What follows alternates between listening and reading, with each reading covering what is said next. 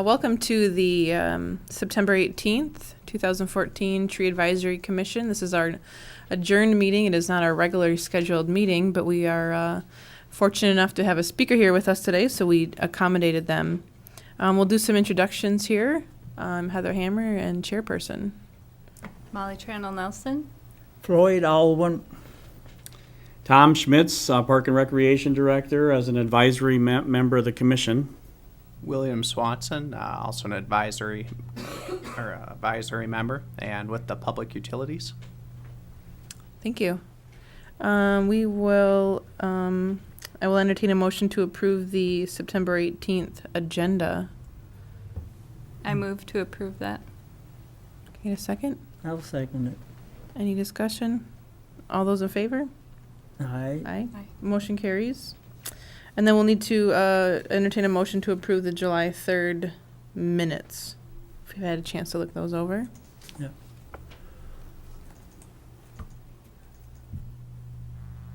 Yeah, I was. Floyd? Yes? Okay. Okay. I'll second that. Yeah. All right. Any discussion? All those in favor? Aye. Aye. Motion carries.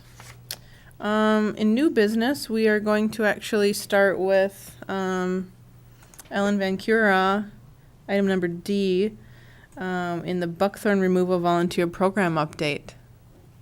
Thank you for coming.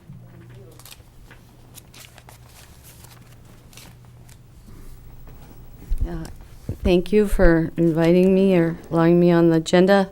Ellen Van Cura. Well, we've had a nice summer for Buckthorn. I missed the July 3rd meeting, but I'm sure Tom told you that we had a volunteer from Ely Vermillion Technical College that put in 160 hours about volunteering, and he did a good job. And we had this spring I decided we're going to start targeting the bike trail, the golf course, and Flandreau Park are the biggest local reservoirs. And so we have most control over the bike trail, so we started there, and that did get us jump-started.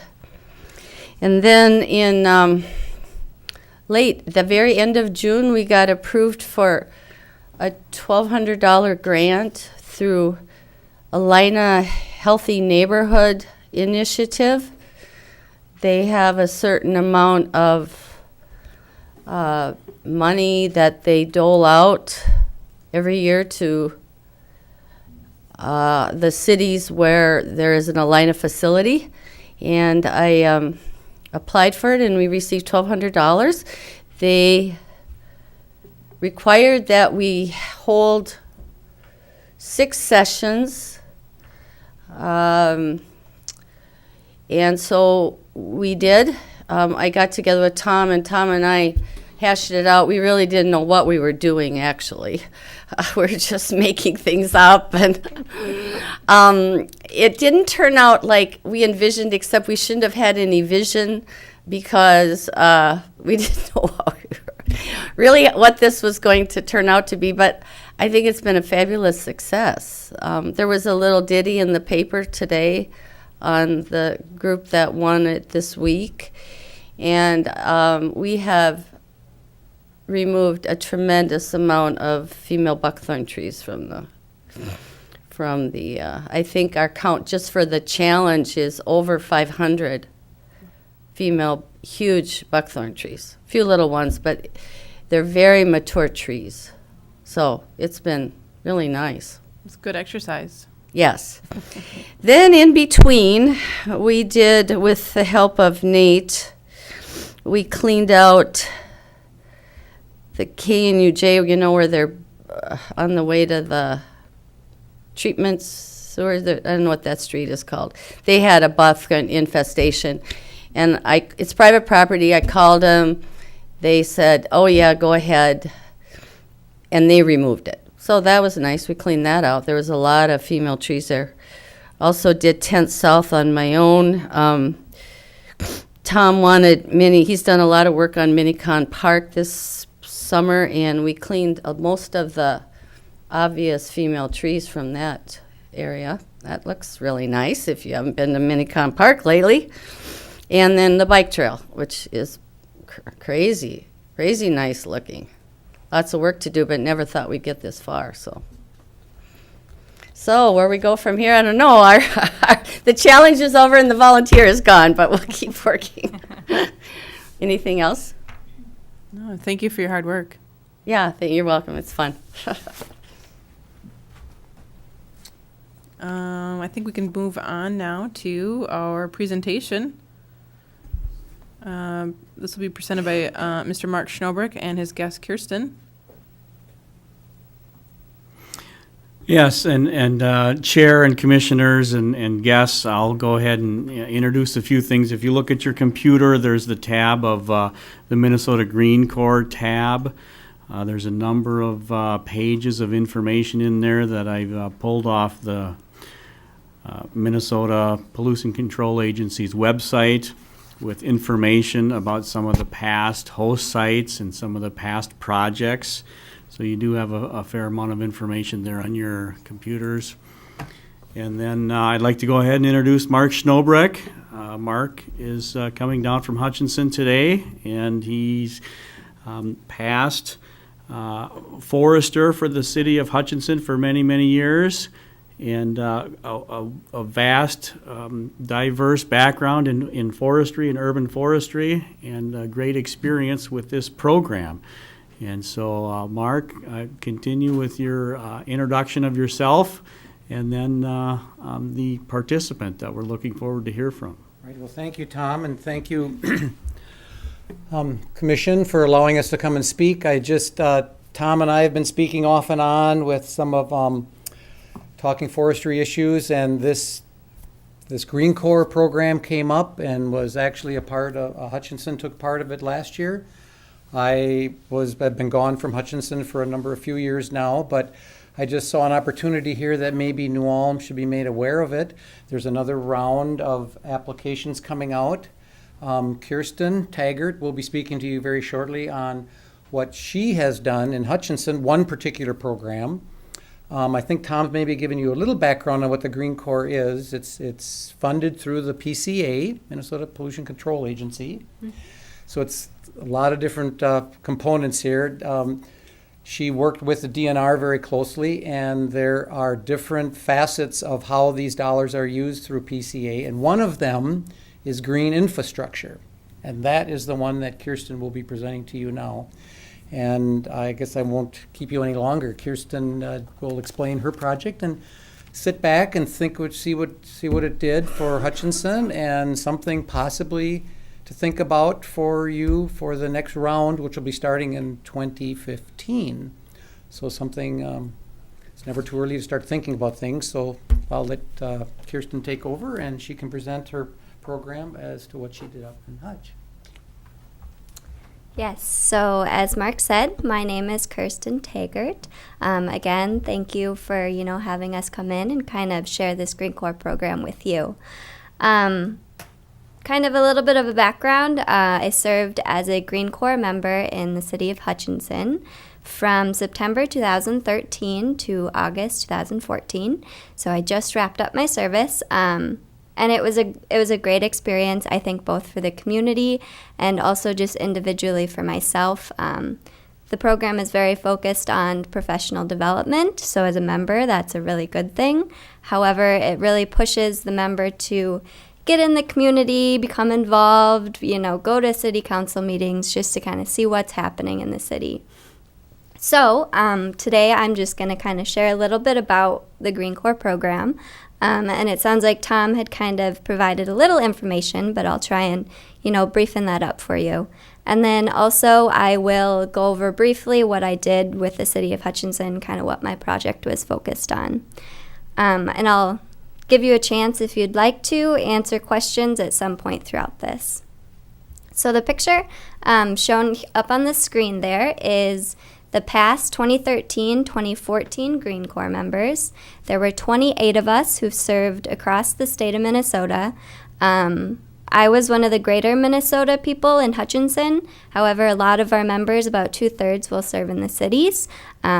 And that's not necessarily what the program wants. They're looking for greater Minnesota individuals, such as New Ulm, too. So, again, AmeriCorps, it's an AmeriCorps program sponsored by the Pollution Control Agency, or I should say coordinated by them. And the goal of it is to preserve and protect the environment here in Minnesota, and also train, the members who are coming in to carry out their work in their professions after this program ends. So the program was launched in 2009, so they just, picked up their members and host sites for the 6th year. So it's a relatively new program, but as you'll see, there's been a lot of great outcomes so far. Again, it's an AmeriCorps program. Some people are not familiar with what AmeriCorps is, but I like to kind of simplify it down to, if you've heard of Peace Corps, essentially a domestic version of Peace Corps, where it's not necessarily volunteering, since we do get a stipend, but it's a very little stipend, so it's basically public service, or you're kind of a civic service person. And again, coordinated by the Minnesota Pollution Control Agency. So, members, there's kind of two aspects of it. Members they have to apply to the program just like any other job, and then go through kind of a rigorous interview process. Some are weeded out, and they'll offer about a quarter of the members a position. Same with the host sites. So the city of Hutchinson was my host site, and they also go through the application process and are selected to host a member if the project is fruitful enough. So these are, again, just some of the areas these are the areas that members serve in. So living green outreach, waste prevention and recycling, energy conservation, and as Mark mentioned, green infrastructure, which under that falls stormwater and urban forestry. Members serve an 11-month term. Typically, it's set, for the past 6 years, it's been set from mid-September is when the member will start, and they will end mid-August. Again, stipend-based program for the members, so they receive a stipend that essentially lets you get by. And then also at the end, once you properly complete your service, all the needed paperwork, members receive an education award. So that's kind of the big incentive, and that can go towards further education or student loans. So that's kind of what a lot of these members are going for. Host sites, this would be more applicable to the city of New Ulm if you consider having a Green Corps member come in. Typically, the date for the application will be due in May annually, with the member again starting. So you get your application in by May, and then the member would start September, wrap around all the way to August of the next year. Host sites, there's been a various number of different host sites throughout the past few years, and those include nonprofits, local governments, so City of Hutchinson, and educational institutions. So we've had a few members who've served in school districts will apply and kind of get, green infrastructure kind of things going within the school. Host sites are essentially responsible for a few things to kind of make sure the member can carry out their project, and that would be providing an office space, somewhere for them to carry out their work and their project. Phone and email access, we have to be able to connect with city officials and kind of residents and whoever else is in the community. Additional resources, for example, with the City of Hutchinson, I was doing a lot of tree inventory around the city, and there wasn't any way I could get from point A to point B in the city without a vehicle. So that's just another resource. They let me have access to the city fleet also. And then supervision. So each member is assigned a supervisor who is typically employed at that host site. So my supervisor was the City of Hutchinson's natural resource specialist, who also serves as a part-time forester there in the city. So a few program outcomes. Like I said, it was launched in 2009. So in the first 2 years of the program, there were over 20,000 community members engaged, and that essentially means the community members were involved in a volunteer tree planting. There was a large event that was hosted regarding, related to trees in the city where members attended or citizens attended and learned, how to properly plant a tree. That's kind of what engagement would be. 49,000 trees inventoried and over 90 green practices and technologies implemented in those host sites. Today, there's a varying number of members that are selected every year. Like I said, in my service year, 2013-2014, there were 28 members that served throughout the state. This year, they received a larger grant, so they have 40 members coming in, which is great. And the program hopefully will keep growing and getting more members. To date, in the last 6 years, 75 members have served with over 46 organizations, so we've had a broad reach. And that's kind of what that was the Green Corps section of the presentation. And I can answer some of those questions too. So now I'm going to kind of transition a little bit more into what my project was in the city of Hutchinson and what I specifically focused on. A lot of members have completely different projects. Some are working on local foods and creating a curriculum for a school around that. Others are doing a tree inventory and figuring out how to deal with emerald ash borer. So very different projects. In my project, I was brought into the city of Hutchinson to deal with diversification and kind of the threat of emerald ash borer. Sure you're familiar, it's kind of knocking on the door. And so just getting the city of Hutchinson better equipped and prepared for when emerald ash borer arrives. So that is what I was brought in to do. And I'll kind of go into that project a little bit and explain what it is. And also, I'd encourage you during this time to kind of think about how possibly this project could apply in New Ulm, or how a Green Corps member could come in and kind of implement some sort of similar project and whatever New Ulm's needs are here. Just keeping that in mind throughout this. So, Toledo, Ohio, as you might be aware, was affected by emerald ash borer quite harshly. This picture here on the left, June 2006, is a nice residential ash-lined street. However, three years later, August 2009, it doesn't look so nice anymore. And that was all because of emerald ash borer. Essentially, the insect, which is an invasive pest and only affects ash trees, came in and went one tree after the next tree and kind of demolished this beautiful street. So Hutchinson has a lot of these areas that are similar. The developments built in the 1970s. When Dutch elm disease came through, they took the elms down, replaced them with ash trees. So we have those same areas here in Minnesota. And Hutchinson, which is a neighbor, has those. And I'm not familiar, unfortunately, with New Ulm, but I would assume, there's pockets of ash trees in neighborhoods where this is the case. So June 2014, this is Hutchinson. And you'll notice there isn't an after picture. And we don't want an after picture like seen in Toledo.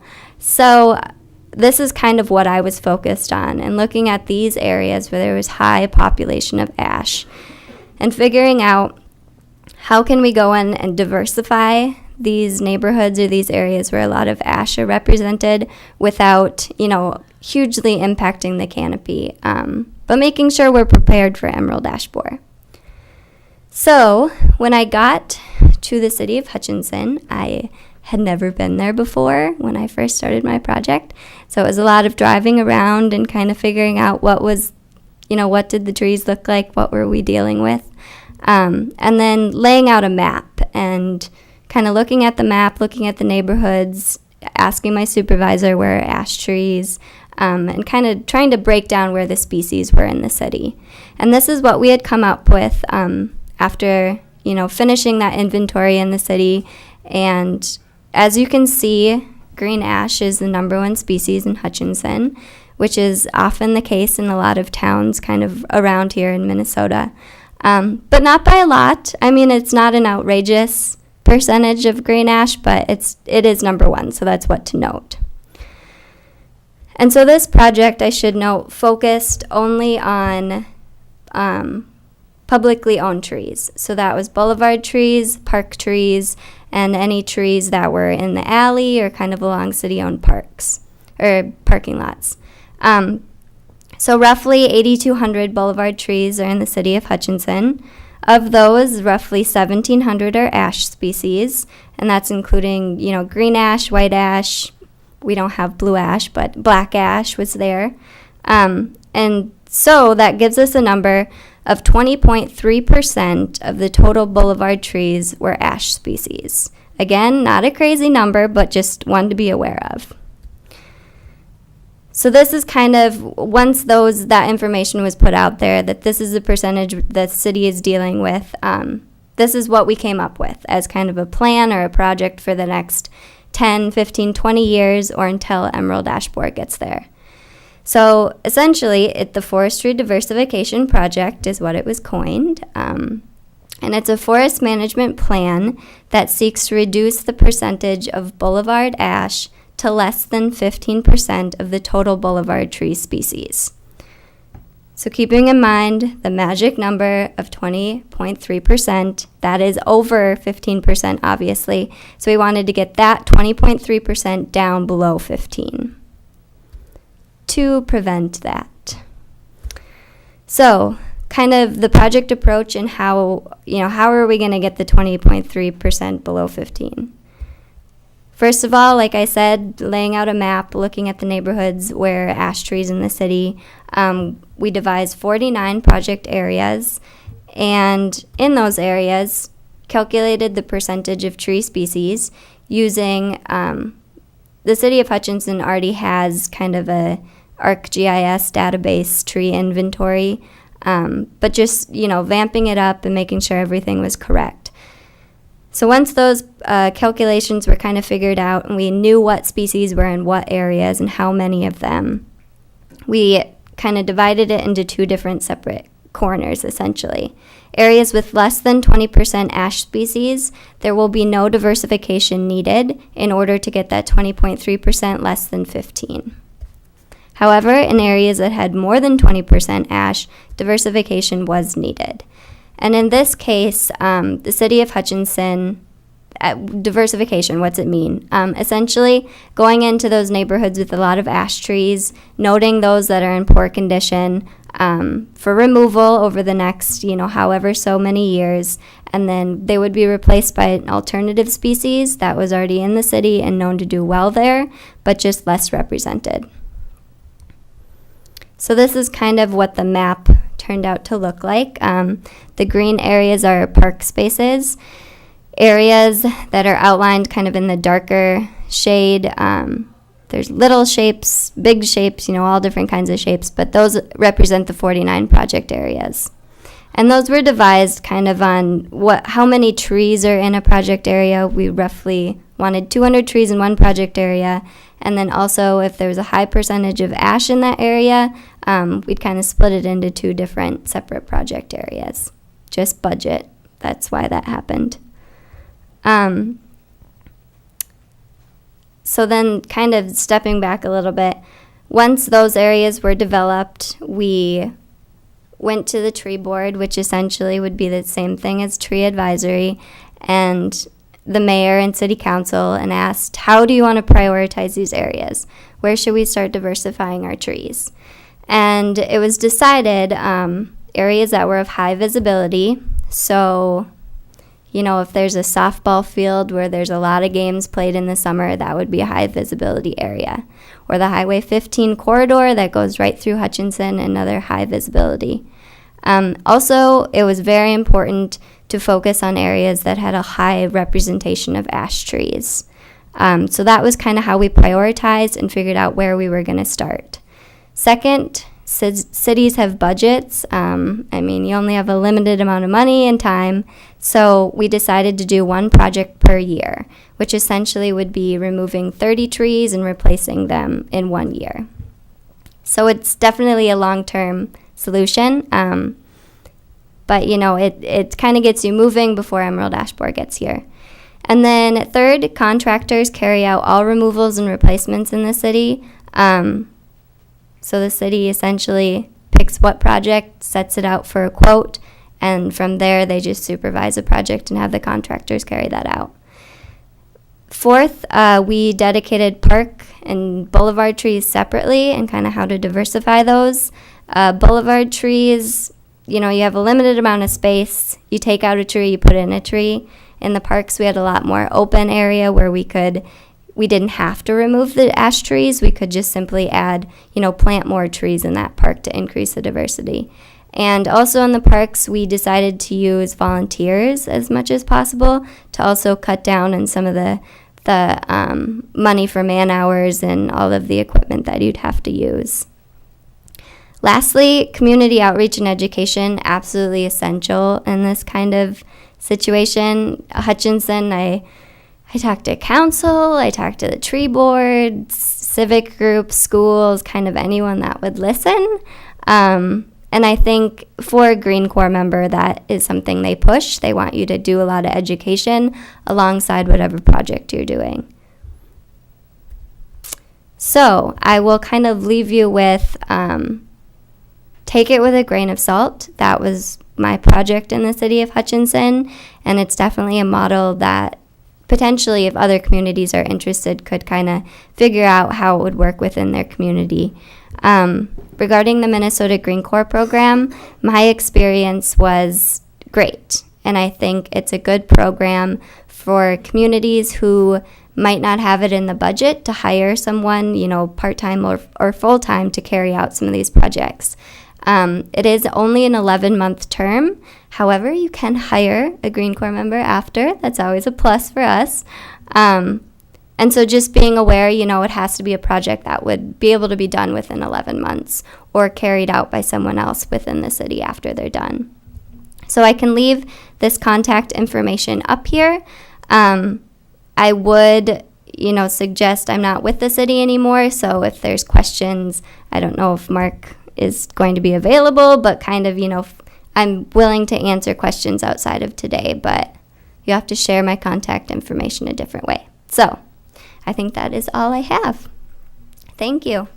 Thank you. Thanks. I have a couple questions, if that's okay. Yes. First one, like, what's your goal, like, career-wise? Like, how do you go, what's your next path, or how do a lot of other Green Corps members, what's their path like?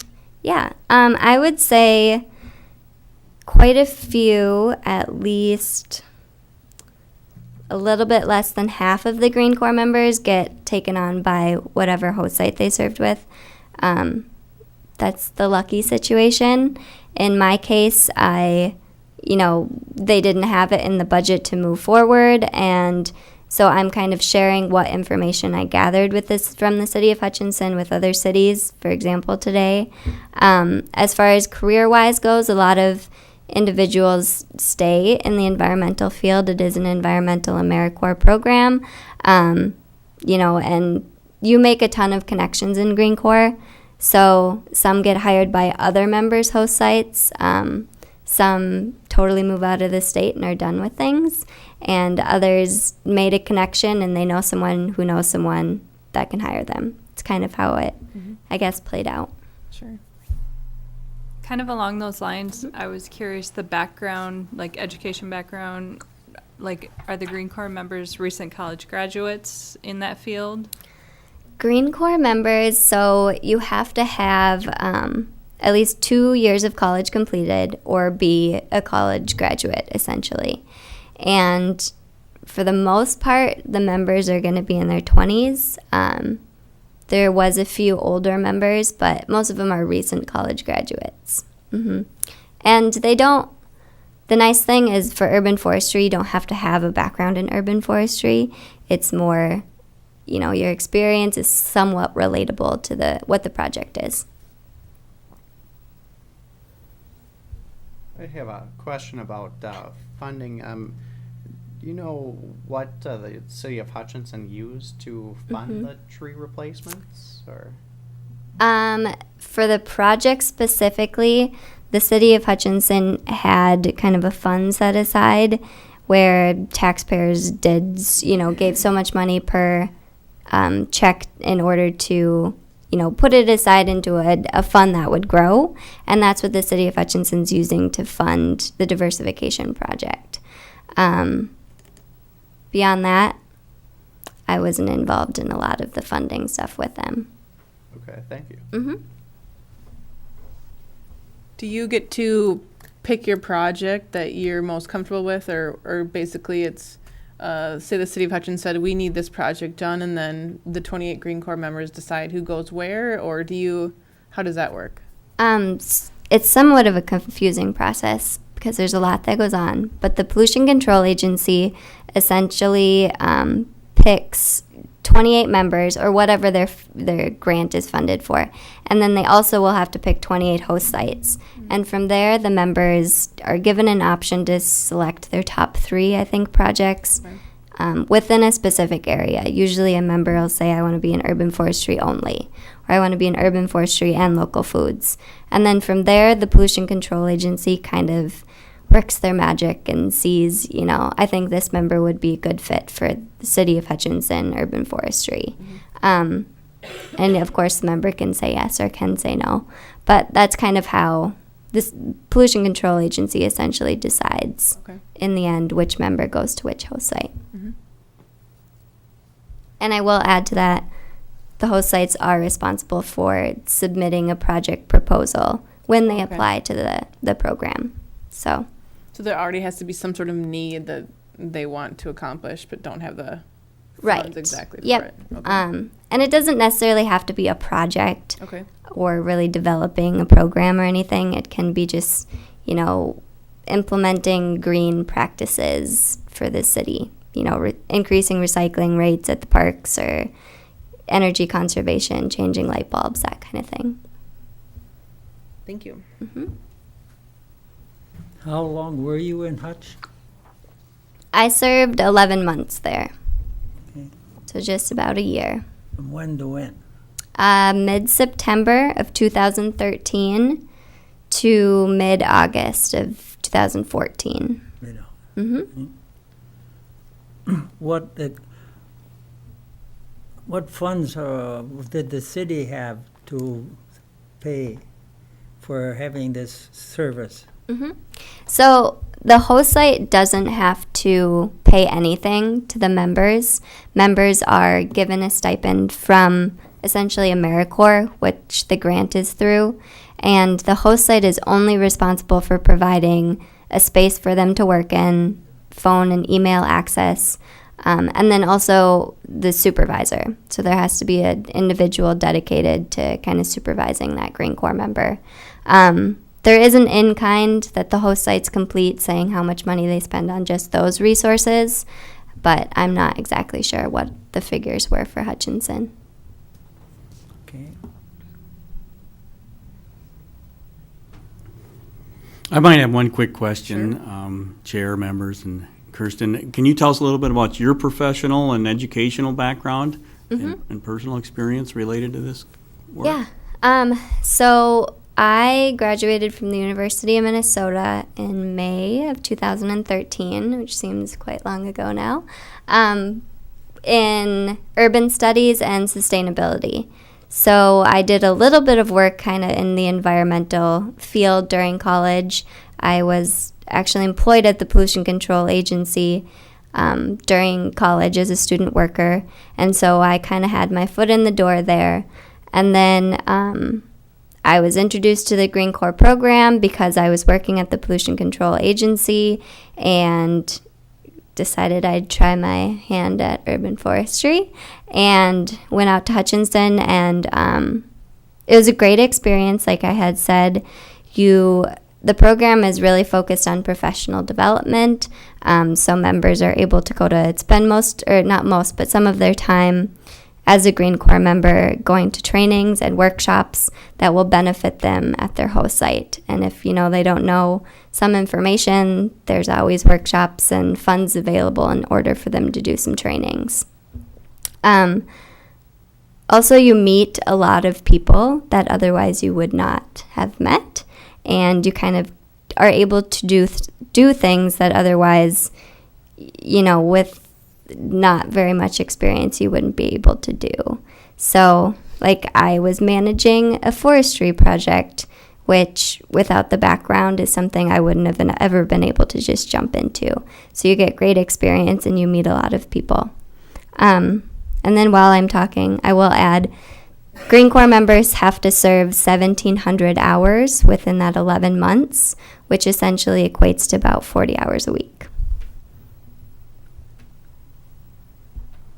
Do we have all the paperwork for something like this in case we go along with that?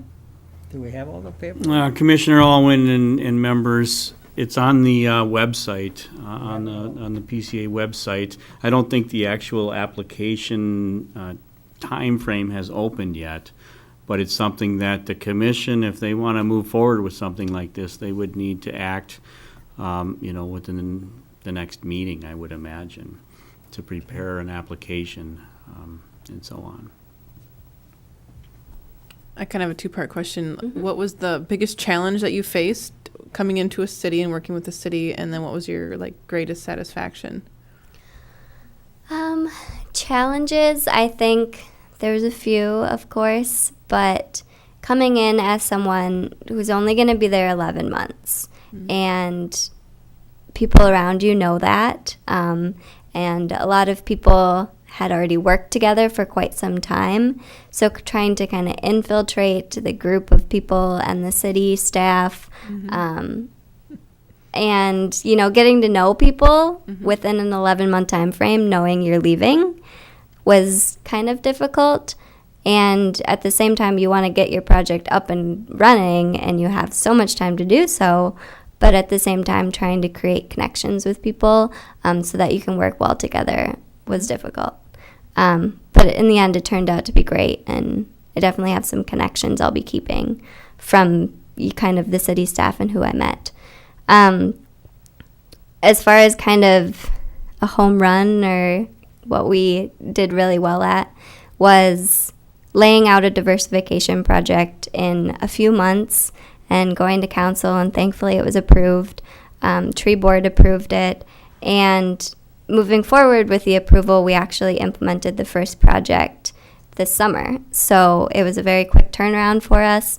Developing the project, making sure it was approved, and then actually implementing it and seeing it come to fruition and all that was pretty satisfying. And that wasn't something that was initially in the work plan for me to do. So it was good to have my supervisor there and say, I think we can do this while you're still here. Awesome. Well, anybody else have any questions? Oh, I'm sorry. Who was your supervisor what was his or her job in Hutchinson? He is the natural resource specialist. And after Mark left, the city of Hutchinson does not have a full-time forester, so he also serves as the forester there for the city.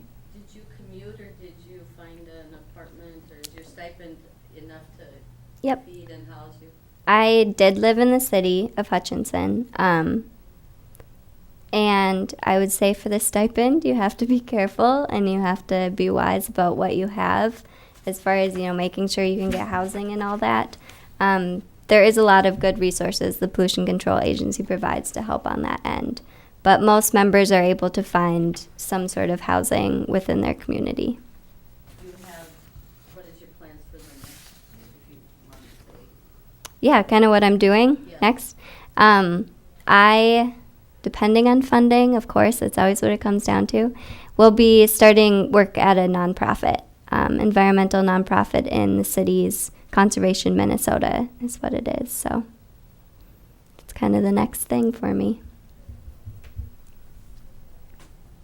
Go ahead, Mark.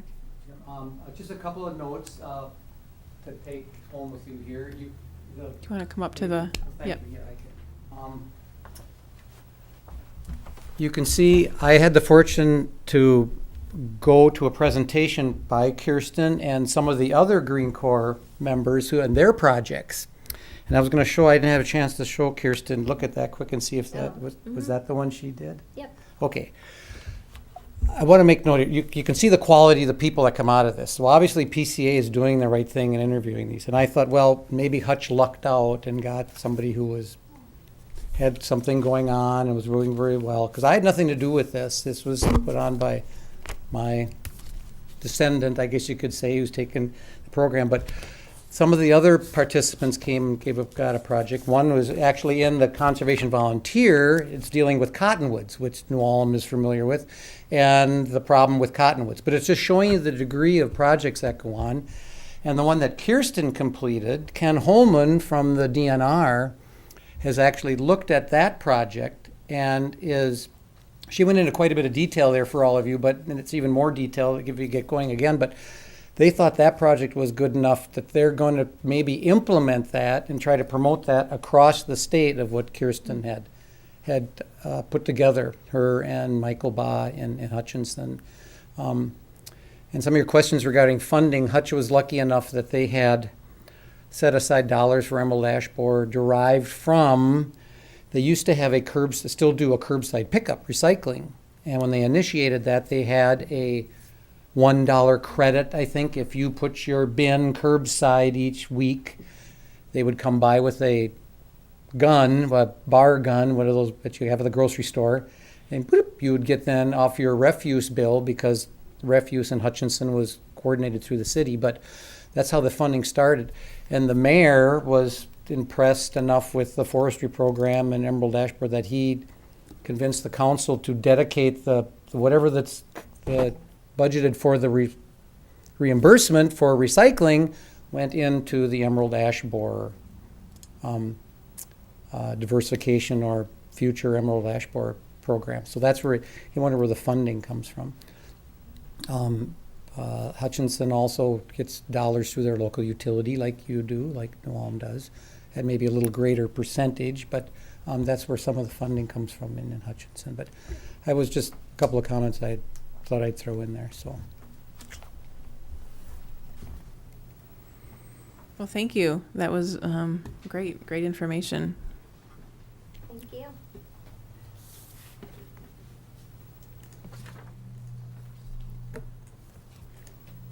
So we will move on with the rest of our meeting. Mr.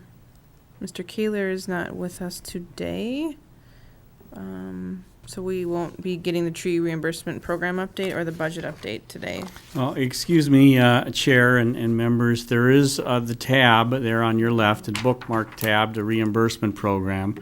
So the engineering department did bring forward their report.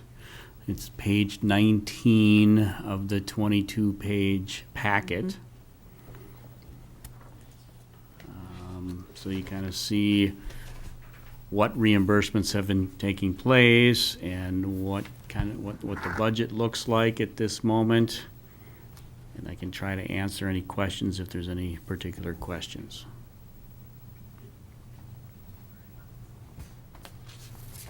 I don't have any questions. Anybody else have any questions? And then the public utilities budget update is also available to you. It's brought up on one of those tabs. The PUC relief expense summary, and Mr. Swanson also brought some hard copies with, so you have his update before you also. Okay. And maybe just a quick summary from my part is total trees. There's about 27 trees planted so far this year, with several more that I expect to be completed later this season. In fact, a few of them are in. I just don't have a copy of their receipt at this moment. And about $1,522.91 given out for tree reimbursement.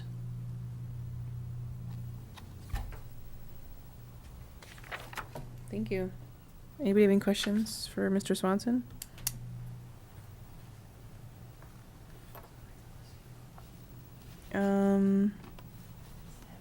I think we can skip utility bill stuffing because we missed the August deadline for that. So we can move on to the big tree contest with Floyd. We just had two entries, and I understand one was disqualified because the branches were too close to the ground. And Tom has more information on the winner. Certainly, Commissioner Alwyn and Commissioners, the winner is Velma Shavlik at 1514 North State Street, in which the linden tree was measured at 102 inches. And so she is going through the process with our engineering department to determine how to move forward with the up to $200 reimbursement for a planting. And so that's in process, and no further action necessary. At some point, maybe in the next meeting or so, the commission can discuss a possible 2015 big tree contest.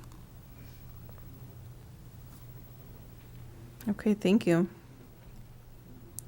I believe we will be tabling items G, H, I, and J, and moving on to K, which is Burr Oak Blight.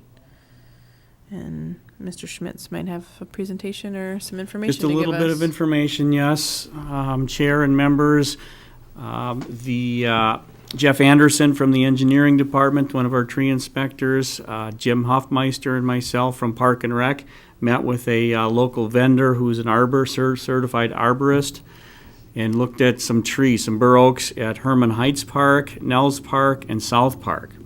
All three parks have bur oak trees that are affected by bur oak blight. And so we're going to, the group is going to try to prepare some sort of a plan and do some kind of background and study on possibilities. There's going to be some trees marked for removal, and there's going to be some pruning necessary with some other trees. And then we're going to look into the possibility of some inoculation and with the vaccine, or, I mean, there's no cure for it, I think, as we all know. But there is there's some inoculation that can take place to assist it. You have in your computer some information about it. I've got a couple. I can pass those around. We've got some information off of the Department of Agriculture, I think, in the DNR website. And the city also put together a flyer a couple years ago related to this. Do you know, is the inoculation annual, or like how often do you have to retreat? Yes, Commissioner Nelson and members. My understanding is it's a spring inoculation, and it's best done annually, I think is my understanding. Correct. And there are a number of services locally that offer this, is my understanding. So I think that we would position ourselves to try some of that this coming spring, at least in one, if not more, of our parks. I know there's some private parties in town that have already done it over the past few years. I don't know if Flandreau State Park or the DNR has looked closely at this in the New Ulm area at all. Yeah, Flandreau doesn't really have a problem with it yet that we know of. We've gotten a lot of phone calls of private residents in New Ulm that people are asking what's wrong with my oak tree, and some of it's drought stress from the hard winter and this year. But yeah, there's a lot of problems with the oaks around town, I think, privately too. So it's something we'll be talking about, looking at, studying, preparing some action plans, and trying to determine the best way to move forward. If people have been doing the inoculation already, does it seem to be helping or keeping things at bay? Does anybody know that yet? Or is it too early to tell? Or? I think it might be too early to Okay. tell, but that's something that we certainly could look for more information on, and at some point, we might be able to bring in one or more of the local vendors that have some experience with Okay. this. Ellen, you have a question? Yeah. My neighbor on Summit had it last year, and then I looked at her trees this year, and they don't seem to, she doesn't seem to have have it, can it kind of recover on its own? It's a good question. Sure. I'm not sure. I don't know. I don't know the answer to that. Mm. I lived, my old house had nothing but wonderful bur oaks, but we didn't have it when we moved last summer. But they had it next door, and then I visit her frequently, and her trees looked healthy just on a visual, but it was so obvious Mm-hmm. early last Mm-hmm. Just in our visit, our site visit of those 3 parks last week, it was very interesting. There could be 2 bur oaks side by side and one affected and one not. Yes, that's what her, And we found that in Nels Park, which is right across from where you're speaking, Ellen. And so, you know, it's like one person gets sick and the next person doesn't in the same household. So it's just something we're going to have to monitor and manage and see what we can do to protect that species. I would like to know if it can recover, because it seemed to, on that just one observation. Mm-hmm.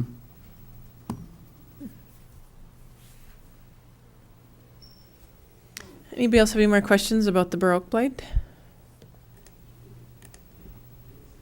If not, our next meeting is November 6th, 2014, here at City Hall, 4 p.m.